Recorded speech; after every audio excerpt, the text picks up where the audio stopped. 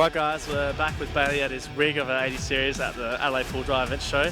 Bailey, just give us a little rundown on the car, what's happening here? Obviously it's a 80 series, it's a GXL. We've done quite a lot of work under the bonnet, which is probably the more noticeable differences. We've also done a full 4-inch Superior Engineering lift kit with Hyperflex arms, remote res shocks. How we've mounted the rear shocks as well is you wouldn't see that on any other cars. We've got 35-inch tyres throughout.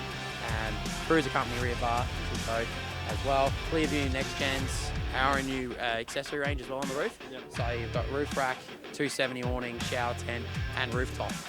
All lightweight, all made of aluminium. So custom scrub bars all throughout. We'll go show them the engine bay. So we'll have a look at the engine bay. Keep it maybe as one take. So here's the beast. Run us through it. So 6.2 LS3.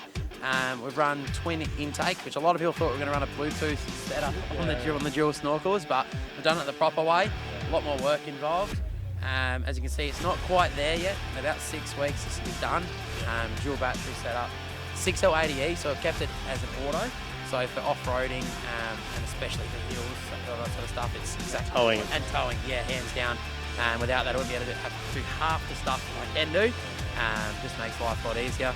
We've got a different sort of bar on the front. We're going for a Razlar setup. Just protects the car a bit more.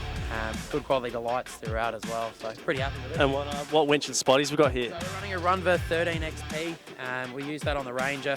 Absolutely stoked, and running Road Vision spotlights and light bar on the top as well. Yeah. Looks good, and the GME for the whip, high quality brand. Absolutely, and they've just brought out their new XRS 390. Which is waterproof, so hands down for forward driving. Even you're washing, you might mount it in different places. It just keeps you nice and protected. Definitely. So as you can see, guys, plenty of mods in here. So we might just have a look at, maybe on the side. We can have a look, maybe, yeah, run us through the roof. So you've got a 270 awning up on top. That's all freestanding. Alloy rooftop tent and our own roof rack platform. So it's all lightweight. Keeps everything all nice and high. Not heavy steel. Yeah, that's good. Not. So you don't have to rust or that sort of stuff. So it's all there. And what rims have we got here? We've got Dirty Life rims. Coming down at rims and tyres, it's very contradictory. What do you do?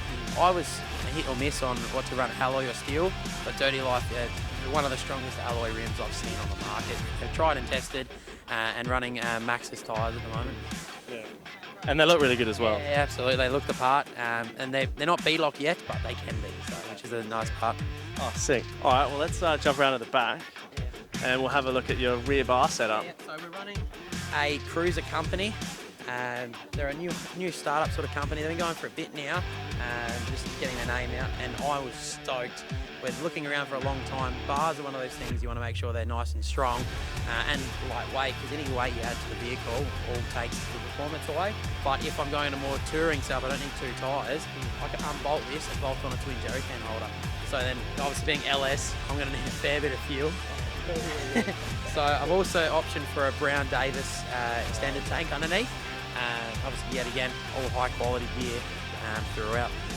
No, it looks really clean, and then at the back here we can see the tent and more of the lights and stuff. In the back we haven't quite finished yet, but we're going to have a custom drawer set up in there, Clearview drop slide, and a full suite of radar throughout, so all total vehicle management system. Yeah. So we've got recovery points obviously built in, obviously with towing. If you to unhook your vehicle, you want to make sure you use rated recovery points as well, which the Cruiser Company bar has all that as standard as part of it, and all ADR approved. Perfect, there you go, the Cruiser Company coming out. Yeah.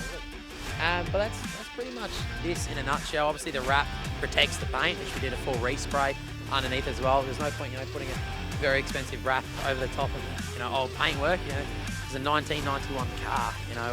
They're not new anymore, so you want to keep it all well protected. This will last a lifetime. I don't think I'll ever get rid of this car. If anything happens with the rear, we might look at a chop down the track. I don't know. Turn in an absolute touring weapon, but that will hopefully be a bit down the track. I don't want to get to that stage quite so early. I think the wagon life is, as you would know, is very comfortable. Been running a ute for a long time. It's good to try something different. Yeah, I'm biased to wagons, so I think they're awesome. But you can't go wrong with the big canopy setup as well. So I'm stoked. I just can't wait to get it out on the tracks. I am counting down, and the last week's going to be crucial. I'm just not going to be able to sleep. But yeah, it's all good to be all finally all done and dusted.